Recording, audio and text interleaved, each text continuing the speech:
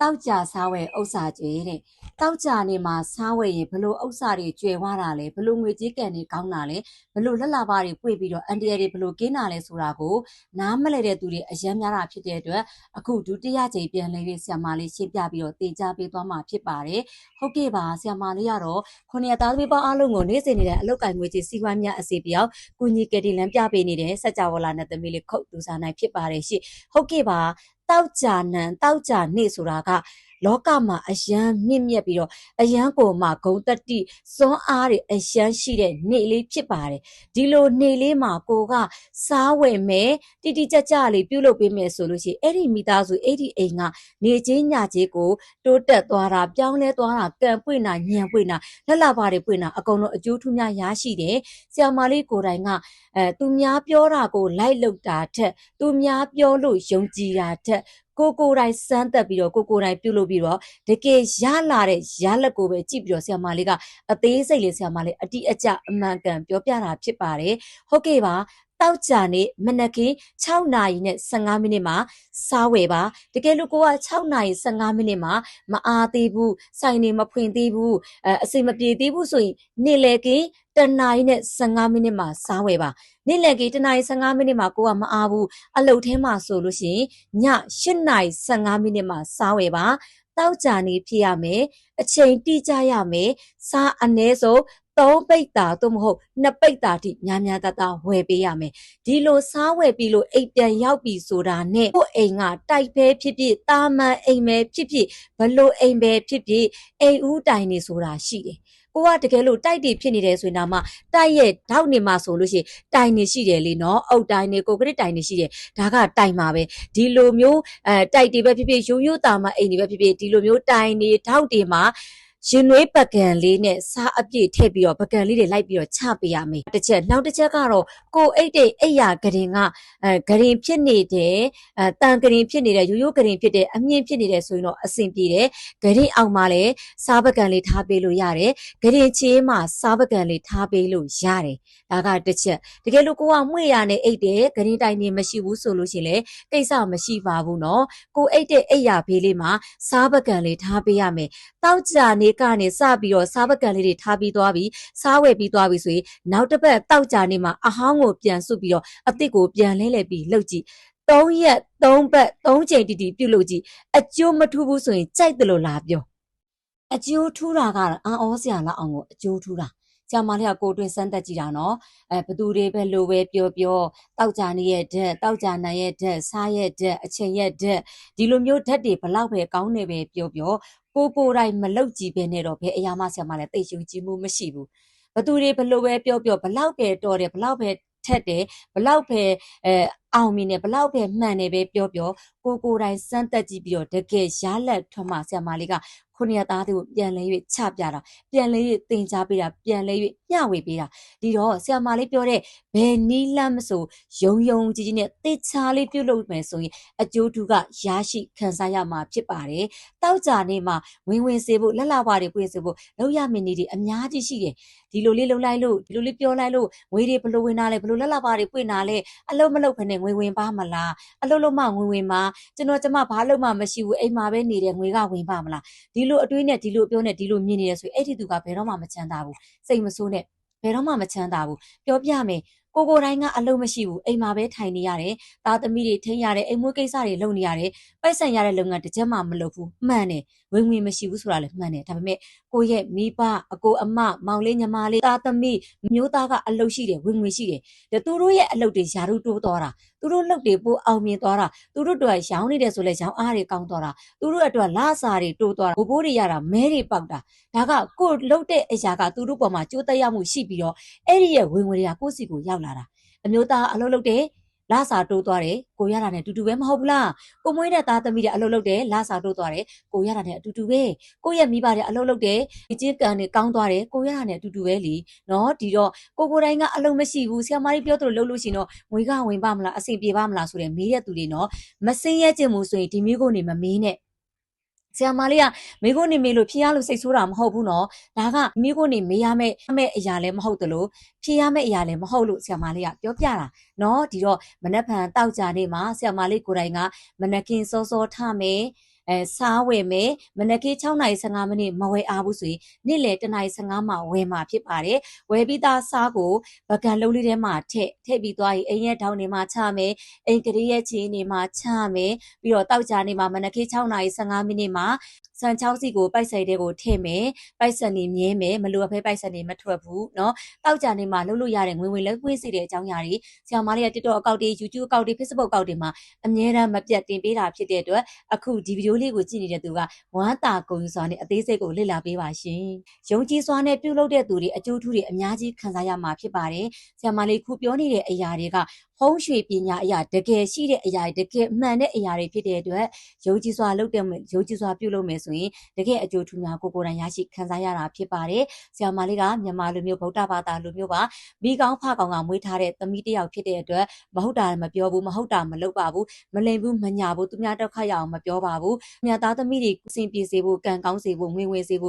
့လူနိုင်တဲ့သာသနာပြုစေဖို့ပဲဆရာမလေးရည်ညွှန်းပြီးတော့အားလုံးကိုကူညီတာဖြစ်တဲ့အတွက်အခုကြည့်နေတဲ့သူကယုံကြည်စွာပြုလုပ်ပေးဖို့အကြံပြုပါတယ်ကိုကမနှက်ဖန်တောက်ကြနေမှာမအားဘူးဆိုရင်နောက်တစ်ပတ်တောက်ကြကိုအားတဲ့တောက်ကြနေမှာပြုလုပ်လို့ရပါတယ်အလုတ်ကိုင်းနေစီပြီမယ်ငွေကြေးကန်နေကောင်းမလက်လာပါတယ်ပွင့်ပါမယ်ဆရာမလေးကခုနှစ်သားမိပေါင်းအားလုံးကိုတိမ်တန်းနေလဲဖွင့်ပြီးတော့ကူညီပေးတယ်အခုလိုဖရီးနေတယ်လည်းကူညီပေးတယ်လက်ကီးဖျောင်းနိုင်တွေထုတ်ပေးတယ်လက်ကီးရင်မွေးတွေထုတ်ပေးတယ်ဟောဒီလိုငွေကြေးချမ်းသာခြင်းတိမ်တန်းစာအုပ်တွေထုတ်ပေးတာဖြစ်တဲ့အတွက်အခုကြည့်နေတဲ့သူကစက်ကြဝဠာနဲ့သမီးလေးသူစားနိုင်နဲ့တွေ့ပြီဆိုတာနဲ့ကိုကဲအရန်ကောင်းတယ်ဆိုတာမမေ့ပါနဲ့ငွေကုန်ကြေးကြမခံနိုင်ဘူးအလကားပဲသိယူခြင်းနေဆိုရင်လေဟောဒီ TikTok အကောင့်ဟောဒီ YouTube ဟောဒီ Facebook အကောင့်တွေမှာစိတ်ကြိုက်ဝင်ငွေပြီးတော့တင်ယူလို့ရတယ်တကယ်လို့ကိုကအကျိုးထူးတွေချက်ချင်းခံစားခြင်းနဲ့ဆရာမလေးကိုယုံကြည်တဲ့လက်တွဲခြင်းနဲ့ဆိုရင်လေတင်တန်းအလို့ရတယ်ဟောဒီလိုငွေကြေးချမ်းသာရေးစာအုပ်တွေမှာလို့ရတယ်လက်ကီးဖျောင်းနိုင်တွေမှာယူသုံးဆွဲလို့ရတယ်လက်ကီးရင်မွေးတွေမှာယူသုံးဆွဲလို့ရတယ်ဒါကတော့ချက်ချင်းအကျိုးထူးတာပေါ့ပြီးတော့ဆရာမလေးရဲ့ဒီငွေကြေးချမ်းသာရေးစာအုပ်ရဲ့တန်ကြီးတင်တန်းရဲ့တန်ကြီးလက်ကီးရင်မွေးရဲ့တန်ကြီးလက်ကီးဖျောင်းနိုင်ရဲ့တန်ကြီးတွေက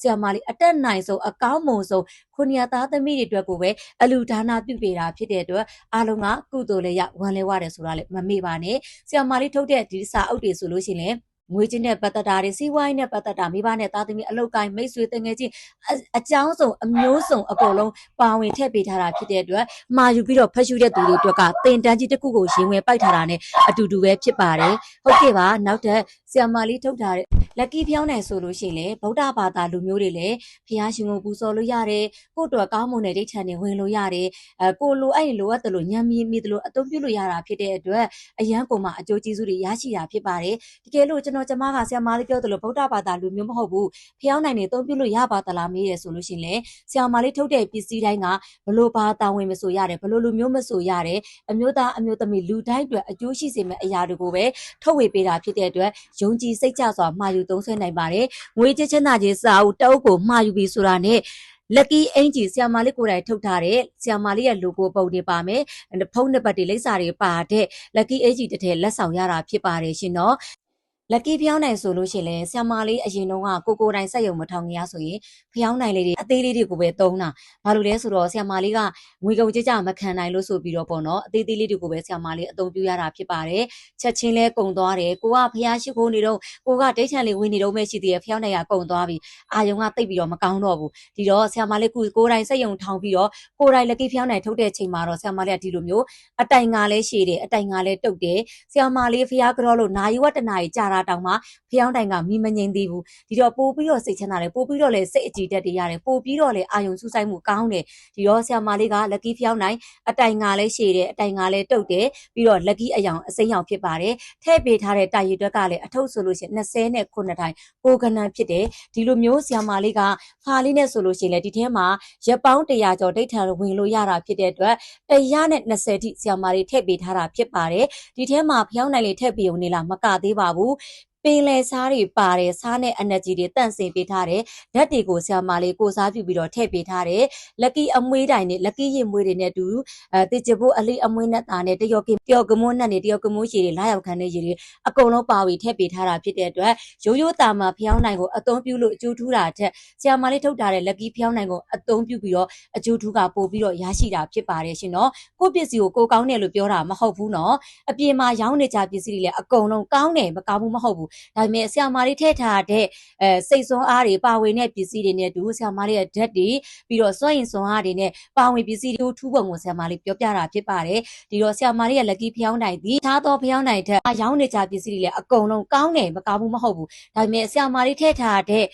စိတ်စွမ်းအားတွေပါဝင်တဲ့ပစ္စည်းတွေနဲ့တူဆရာမလေးရဲ့ဓာတ်တွေပြီးတော့စွန့်ရင်စွမ်းအားတွေနဲ့ပါဝင်ပစ္စည်းတွေအကျိုးထူးပုံကိုဆရာမလေးပြောပြတာဖြစ်ပါတယ်ဒီတော့ဆရာမလေးရဲ့ lucky ဖျောင်းနိုင်သည်ထားသောဖျောင်းနိုင်ထက်ဈေးနဲ့ကြည်လည်နေမယ်ဈေးများကြည်လည်များမယ်ဒါပေမဲ့အကျိုးထူးပုံနဲ့ပါဝင်ပစ္စည်းတွေလုံးဝမတူဘူးဆိုတာကိုတော့ဆရာမလေးကအကြံပြုခြင်းနဲ့အခု lucky ဖျောင်းနိုင်မာယူသုံးဆွဲတဲ့သူတွေတော်တော်များများကလာပြောကြတယ်နော် lucky ဖျောင်းနိုင်လည်းအရန်အကျိုးထူးတယ်အရန်အသုံးဝင်တယ်အရန်အဆင်ပြေတယ်ဟိုတနေ့ကလည်းဆရာမလေးတပြေးကောက်မှာတင်ပေးထားတယ်နော်ဆရာမလေးစီကဒီလိုမျိုးစောက်တယ်မှာဖတ်တယ်သင်တန်းတွေတက်တယ်ရေမွေးတွေမှားတယ်lucky ရင်မွေတွေမှာ lucky ဖျောင်းနိုင်နေမှာတယ်သုံးဆွဲကြတယ်အကျိုးတွေဘလို့ထူးတယ်ဘလို့အစီပြေသွားတယ်ဆိုပြီးပြောတဲ့သူတွေကနော်တကယ်ပြောတာမရေမတွက်နိုင်အောင်အယံများတယ်ဆရာမလေးအမြဲတမ်းသူ့ရဲ့အားလုံးရဲ့ယာလက်တွေကိုလိုက်ပြီးတော့ချပြမယ်ဆိုရင်ဆရာမလေးကြွားလုံးတွေထုတ်တယ်ဖြစ်မှာဆိုလို့အကုန်လုံးမချပြဘဲနဲ့ဆရာမလေးတဝက်လောက်ပဲချပြတာဖြစ်တယ်နော်ဒီတော့အခုကြည့်နေတဲ့သူကအကိစ္စပဲဖြစ်ဖြစ်ငွေကြေးပဲဖြစ်ဖြစ်ပေါ့နော်အစင်မပြေဘူးဆိုလို့ရှိရင်ဆရာမလေးထုတ်တာတဲ့ lucky ဖျောင်းနိုင်မာယူနိုင်ပါတယ်ငွေကြေးချမ်းသာရေးစာအုပ်မာယူဖတ်ရှုနိုင်ပါတယ်အသေးစိတ်ပါဝင်ပြီးတော့ထည့်ပေးထားတာဖြစ်ပါတယ်ရှင်နော် lucky ရင်မွေတွေလည်းမှာယူသုံးဆွဲနိုင်ပါတယ်ရှင်နော်ပြီးတော့ဆရာမလေးရဲ့မကြခင်မှာလည်းတင်းကြပ်ရောက်တော့မှာဖြစ်ပါတယ်ဆရာမလေးတို့မြန်မာလူမျိုးတော်တော်များများကတင်းကြပ်မတိုင်ခင်တန်ရက်တွေမှာဆိုရင်လူကြီးမိဘတွေကိုကြောကြတယ်ဆရာသမားတွေကိုကြောကြတယ်အကိုမတွေကြောကြတယ်ဦးလေးအန်တီတွေကြောကြတယ်ဒီလိုမျိုးမိဘတွေကိုကြောတဲ့နေရာမှာအရင်နှစ်တရာဆိုရင်အဝတ်စားတွေကြောတယ်ဆေးမုတ်ပဲတည်စားတွေကြောတာရှိတယ်ဒါကတော့နှစ်တိုင်းကြောနေကြပစ္စည်းပေါ့နော်ဒီနေ့တော့ထူးထူးဆန်းဆန်းလေးကိုယ့်အတွက်လည်းလက်လာပါတွေပွင့်အောင်ကြောခံရတဲ့သူကလည်းဝမ်းသာစွာနဲ့အံ့ဩစရာကောင်းလာအောင်ပေါ့နော်ဟာထူးဆန်းလားကြီးလားဒီလိုမျိုးလေးလားဒီလိုပုံစံလေးလားမသိဘူးနော်ဒါအရင်ကောင်းတာလားတုံးကြည့်ခြင်းနဲ့ဒီလိုမျိုးလေးတွေဖြစ်အောင်လို့လေထူးထူးဆန်းဆန်းကြောခြင်းနဲ့ဆိုရင်ဒီလိုမျိုးငွေကြေးချမ်းသာခြင်းစာအုပ်မှာယူပြီးတော့ကြောလို့ရတယ်ပြီးတော့ဆရာမလေးထုတ်ထားတဲ့ဒီလိုမျိုးပေါ့နော်လက်ကြီးရင်မွေးတွေမှာယူပြီးတော့ကြောလို့ရတယ်ဒီတပုဆိုလို့ရှိရင်အပိုလက်ဆောင်၅မျိုးရတာဖြစ်ပါတယ်မိဘတွေကြောနိုင်တယ်ဆရာသမားတွေကြောနိုင်တယ်အကိုအမတွေဦးလေးတွေအန်တီတွေကိုကြောလို့ရပါတယ်ပြီးတော့ဒီလို lucky ဖျောင်းနိုင်ဆိုလို့ရှိရင်ဒါဆိုရင်ဖာလေးကြည့်လိုက်ပတ်သက်ရလေအရင်ချစ်စရာကောင်းတာနော်ခိုင်ခိုင်ခန့်ခန့်လေးနဲ့တေးတက်တက်လေးနဲ့ထုတ်ပေးထားတယ်လူကြီးမိဘတွေအကိုမတွေဦးလေးတွေအန်တီတွေအဖိုးဖွားတွေကိုလွယ်လွယ်ကူကူနဲ့ဒါက lucky ဖျောင်းနိုင်နော်အိမ်မှာပူစော်လို့ရတယ်တိတ်ချန်နေဝင်လို့ရတယ်ကိုသုံးချင်ကိုဘလို့ပဲသုံးပြုလို့ရတယ် lucky ဖျောင်းနိုင်လေကြောတာဖြစ်ပါတယ်ဆိုပြီးတော့ဒါကြောတဲ့ပစ္စည်းတွေမှာပါဝင်ပြီးတော့ကြောပေးမယ်ဆိုရင်ဒါကြောခံရတဲ့သူကလည်းဟေးအဲ့လိုလားအော်စရာကောင်းတာနော်မသိဘူးနော်ဒါလေးသုံးကြည့်ခြင်းနဲ့ဒီလိုလေးဖြစ်သွားမယ်ကိုတိုင်းကလည်းဒါထူးထူးဆန်းဆန်းကြောရတာဖြစ်တဲ့အတွက်ပီတိတွေဖြစ်မယ်ငွေအမောက်နေတယ်ဆိုလို့ရှိရင်မြန်မာငွေ2000ကျပ်တယ်လေ2000ကျပ်ဆိုတာကတကယ်တော့ပြောရင်မဟုတ်ဘူးပဲရှိတာအဲ့ဒီတထဲဘိုးတော့မရှိဘူးဒီတော့ဒီလိုမျိုးမြန်မာငွေ2000ကျပ်ထဲနဲ့နော်ဒီထဲမှာဖာအပြည့်ထည့်ပေးထားတယ်ဆိုလို့ရှိရင်ကြောတဲ့သူလည်းအကျိုးရှိတယ်ကြောခံရတဲ့သူလည်းအကျိုးရှိတာဖြစ်ပါတယ်ဒီထဲမှာဒီမှာနော်စားတွေရောထည့်ပေးထားတာဖြစ်ပါတယ်ဒီတော့ယုံကြည်စွာနဲ့မိဘတွေကြောလို့ရတယ်အကိုမတွေကြောလို့ရတယ်ဦးလေးတွေအန်တီတွေကြောလို့ရတယ်အဖိုးဖွားတွေကြောလို့ရတယ်ကိုတိုင်းအသုံးပြုလို့ရပါတယ်မှာယူမယ်ဆိုရင်တော့ကြိုတင်အော်ဒါမှာပေးနော်ဆရာမလေးဟိုတင်ကဒီလိုမျိုးအဖာ100ထုတ်တာချက်ချင်းကုန်သွားတာနော်ဒီတော့အခုကြည့်နေတဲ့သူကလည်းမှာခြင်းနေဆိုရင်အမည်လေးစာဖုန်းနံပါတ်လေးအော်ဒါတီငွေအရင်ကြိုလွှဲရတာဖြစ်ပါတယ်ငွေရင်ကြိုလွှဲတဲ့ကိစ္စမှာလည်းနားမလဲတဲ့သူတွေဆရာမလေးကြောင့်မသိတဲ့သူတွေတော်တော်များများကတော့ငွေပါလို့ကြိုလွှဲရတာလေငွေကြိုလဲဆိုရင်မမှာတော့မယူတော့ဘူးဆိုတဲ့သူတွေအများကြီးပဲပြောပြမယ်နော်ဆရာမလေးစီကဘာပစ္စည်းပဲမှားမှာပစ္စည်းမရောက်တဲ့နေရာမရှိဘူးငွေအလိမ်ခံရတဲ့ဆိုတာလည်းမရှိဘူးဆရာမလေးမှာအကောက်တုလည်းလုံးဝမရှိဘူးနော်ဒါဆရာမလေးကြောင့်ကိုမသိလို့ဒီလိုပြောကြတာသိတဲ့သူတွေကဆရာမလေးဖျောင်းနိုင်လေးမှာခြင်းနဲ့ငွေဘလောက်ကြလဲတွန်းဆိုလွှဲပေးလိုက်တာဆရာမလေးစာအုပ်လေးမှာခြင်းနဲ့ဘလောက်ကြလဲတွန်းဆိုလွှဲပေးလိုက်တာပြောစရာကိုမလိုဘူးဘယ်နဲ့ပို့မှလဲကိုမမေးဘူးရောက်ပြီဆိုတာနဲ့ဆရာမလေးပစ္စည်းလေးရောက်ပါပြီဝမ်းသာတယ်ကျေးဇူးတင်တယ်ဒီလိုလေးတွေပြောကြတာဒီတော့အခုကြည့်နေတဲ့သူလည်းဆရာမလေးကအမှန်ကန်လုပ်တာဖြစ်တဲ့အတွက်ယုံကြည်စွာမှာယူနိုင်တယ်ငွေကဘာလို့ကြိုလွဲခိုင်းတာလဲဆိုလို့ရှိရင်ဆရာမလေးတို့ပို့ဆောင်ရေးရုံးတွေကငွေမကောက်ပေးဘူးသူတို့ကဘာလို့လဲဆိုတော့ဆရာမလေးကိုစာချုပ်ခိုင်းတယ်ဆရာမလေးကဒီရုံးတစ်ခုတည်းနဲ့အလုပ်လုပ်နေတာမဟုတ်ဘူးဆရာမလေးမှာကလေမြန်မာနိုင်ငံဆိုလဲအနှံပို့ရတယ်တခြားနိုင်ငံတွေကိုလည်းပို့ရတာဖြစ်တဲ့အတွက်ဆရာမလေးကစာချုပ်မချုပ်ထားဘူးရုံးပေါင်းစုံနဲ့အလုပ်လုပ်ရတယ်ရုံးများစွာနဲ့အလုပ်တွဲလုပ်ရတာဖြစ်တဲ့အတွက်စာချုပ်မချုပ်ထားဘူးဒီတော့ပို့ဆောင်ရေးကုမ္ပဏီကဆရာမလေးပစ္စည်းကိုသူတို့ပို့ပေးမယ်ဆိုရင်ငွေလွှဲပြီးသားကိုပဲပို့ပေးတယ်တကယ်လို့ငွေလွှဲပြီးသားမဟုတ်ဘူးပ စ္စည်းသွားပို့လိုက်တယ်ဆိုရင်မှာယူတဲ့သူကငွေမပေးရတယ်လို့ငွေလေးပေးလိုက်ချင်လို့ဆိုရင်မရဘူးသူတို့ကမကောက်ပေးဘူးเนาะဒီတော့ဆရာမလေးကငွေကြိုလွှဲရပါတယ်ငွေကြိုရှင်းရပါတယ်လို့ပြောပြတာเนาะဒီလိုမျိုးဆိုလို့စင်းရင်လည်းအရန်မှရှင်းတယ်ဆရာမလေးကလည်းအမှန်ကန်ကိုတိုင်းကလိန်နာညာတာကိုအရန်မုန်းတဲ့သူဖြစ်တဲ့အတွက်ဘယ်တော့မှမလိန်မညာဘူးအခုကြည့်နေတဲ့သူကလည်းမှာယူခြင်းနဲ့ဆိုရင်ဆရာမလေးရဲ့ Messenger Viber Telegram မှာအမီရဲ့လိပ်စာရဲ့ဖုန်းနံပါတ်ရဲ့ Lucky ဖျောင်းနိုင်အစိမ့်ဆိုလဲအစိမ့်ပေါ့အဖြူဆိုလဲအဖြူအထုပ်ရည်ရဘလောက်ဘဏ္ဍဖာဆိုပြီးတော့အသေးစိတ်လေးမှာယူနိုင်ပါတယ်အော်ဒါလေးဒီမှာဒီနေ့အမီလိပ်စာဖုန်းနံပါတ်နဲ့ပစ္စည်းရည်တွေလေးနဲ့အော်ဒါတင်ပြီဆိုတာနဲ့မနက်ဖြန်တစ်ခါတည်းပို့ပေးနိုင်အောင်စူးစမ်းပေးတာဖြစ်ပါတယ်ငွေလွှဲဝင်ပြီဆိုတာနဲ့ပစ္စည်းပို့တာအရက်ကိုမှမြန်ပါတယ်နော် Lucky ဖျောင်းနိုင်ဒါကလေးကတော့အဖြူလေးပေါ့ဒီအဖြူလေးကကြတော့စัจ java လာဖီးဝတေကေတာပါတာဖြစ်တဲ့အတွက်ဖះရှင်ကိုမပူစော်ရပါဘူးเนาะကိုရဲ့အိမ်ပေါက်ရုံးပေါက်အလုတ်ခတ်ရုံးကတ်စပွဲစိန်ရောက်တဲ့ကောင်တာလာပြေနေကိုစင်ပြေတဲ့နေရာမှာထွန်းပြီးတော့ meditation တွေလုပ်ရမယ်ဒိဋ္ဌံတွေဝင်ရမယ်သစ္စာတွေဆိုရမယ်ပြီးတော့ကိုဖြစ်ချင်တဲ့အရာကို information တွေနဲ့ရွတ်ပြီးတော့အသုံးပြုပြီးတော့ပူစော်ရတာဖြစ်ပါတယ်ဒီဖျောင်းနိုင်ကတော့အကျိုးကိုပို့ပြီးတော့မှအကျိုးထူးတွေရရှိတာဖြစ်ပါတယ်ဒီတော့ဒီ lucky ဖျောင်းနိုင်ကတော့ကိုယ်စလဲစီဆရာမလေးတင်သွင်းစေတထုပ်ကို4500ကျပ်6တိုင်ပါတယ်အတိုင်တုတ်တယ်အတိုင်ကြီးရဲ့တနာရီကျော်တနာရီထိအထွန်းခံတာဖြစ်တဲ့အတွက်အရန်ကိုမှတန်တဲ့ထုပ်ကလေးတန်တဲ့ဖျောင်းတိုင်လေးဖြစ်ပါတယ်ကိုယ်စလဲစေးကတော့တထုပ်ကို3500ကျပ်10တုပ်ကို3000ခွဲကျပ်ဆရာမလေးတင်သွင်းစေးကတထုပ်ကို4500ကျပ်10တုပ်ကို4000ခွဲကျပ်နဲ့ရမှာဖြစ်ပါတယ်ရှင်နော်ကိုယ်စလဲဝင်ခြင်းတဲ့သူတွေဘယ်စီကမဆိုကိုယ်စလဲဝင်လို့ရတယ်ကိုယ်စလဲအကုန်ပေးပါတယ်အခုဆိုရင်ဆရာမလေးရဲ့ lucky ဖျောင်းနိုင်ကိုယ်စလဲတွေကထိုင်းရှိတယ်မလေးရှားရှိတယ်စင်ကာပူရှိတယ်စင်ကာပူရှိတယ်မြန်မာနိုင်ငံဆိုရင်လည်းမုံရွာရှိတယ်ပြည်ဦးလွင်ရှိတယ်ကော်တောင်းရှိတယ်မြဝတီရှိတယ်မြိတ်ရှိတယ်အများကြီးပဲဖအံရှိတယ်เนาะမပြောတအောင်ပဲအများကြီးရှိတယ်ကိုယ်စလဲတွေကလေเนาะဒီတော့မှာယူခြင်းနဲ့ဆိုရင်နီးစက်ရမှာလည်းအကောက်ဒီမှာရိုက်ချပြီးတော့မှာယူလို့ရပါတယ်ဆရာမလေးကိုလည်းမေးလို့ရပါတယ်ဒါလေးကတော့အစိမ်းလေးဒီလိုမျိုးအစိမ်းလေးထုတ်တဲ့နေရာမှာဒီမှာတိုင်ရီကလည်းတုတ်တယ်တိုင်ရီကလည်းများတယ်29တိုင်ကိုကနန်ဆရာမလေးတင်သေးစေတစ်ထုပ်ကို3500ကျပ်ကိုယ်စလဲစေး3000ကျပ်အထုံ90တသိန်းခွဲနဲ့ကိုယ်စလဲဖြစ်ခွင့်ရမှာဖြစ်ပါတယ်เนาะကျေးဇူးအများကြီးတင်ပါတယ်ကျမချင်တာတက်ရှိကြပါစေ